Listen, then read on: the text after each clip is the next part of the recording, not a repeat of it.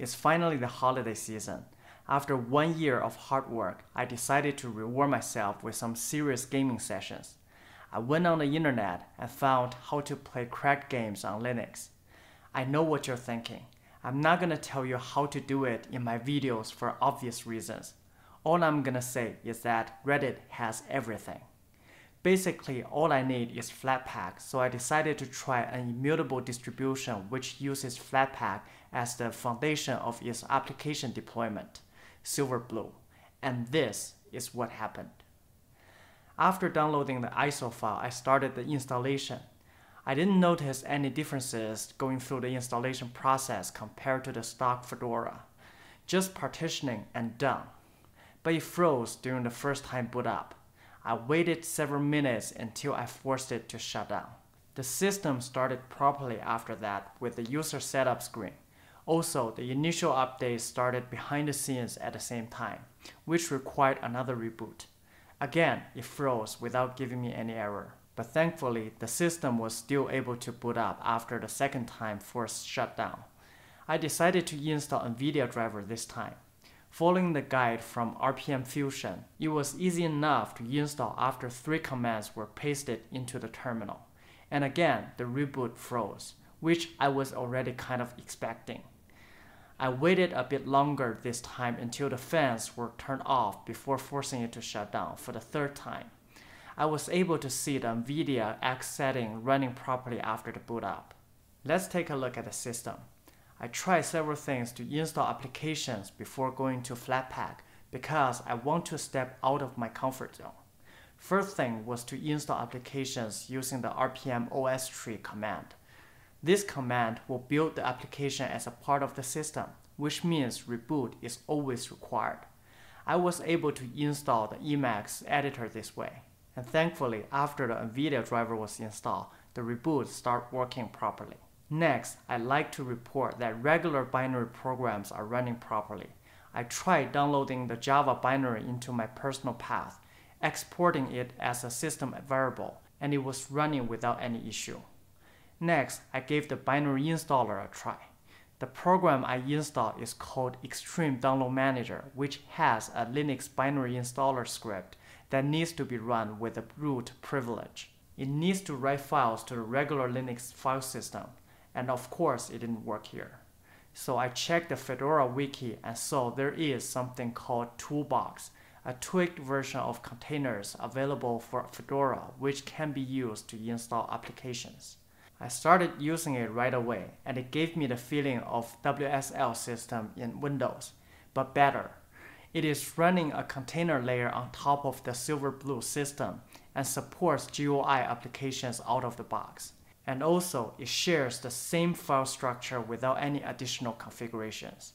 I was able to install the download manager easily inside the toolbox. On top of that, I used the dnf command to install a new instance of Firefox in order for the downloader's browser add-on to work properly. It's time for gaming. I switched to using Flatpak for my gaming setups. First, I tried the software store. I saw it was empty. I couldn't find anything using Flatpak command either. After going onto the Flatpak website, I saw I needed to download the repo file, which did solve the issue. They must have changed it for Fedora. I don't remember that was the case 1 year ago. But anyway, let's proceed. I used the Software Center to install bottles and FlatSeal, then checked if the nVidia package was properly included in the Flatpak installation using the command line. Finally, I turned off my cameras and started installing the cracked games. After several hours of downloading, unpacking, and installing, which is still the downside of torrenting games, I was able to run this game.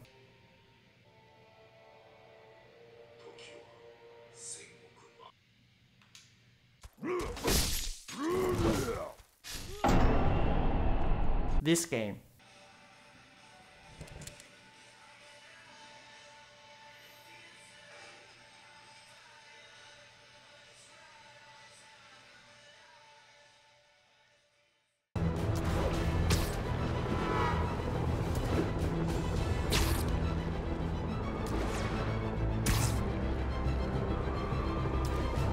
And this game.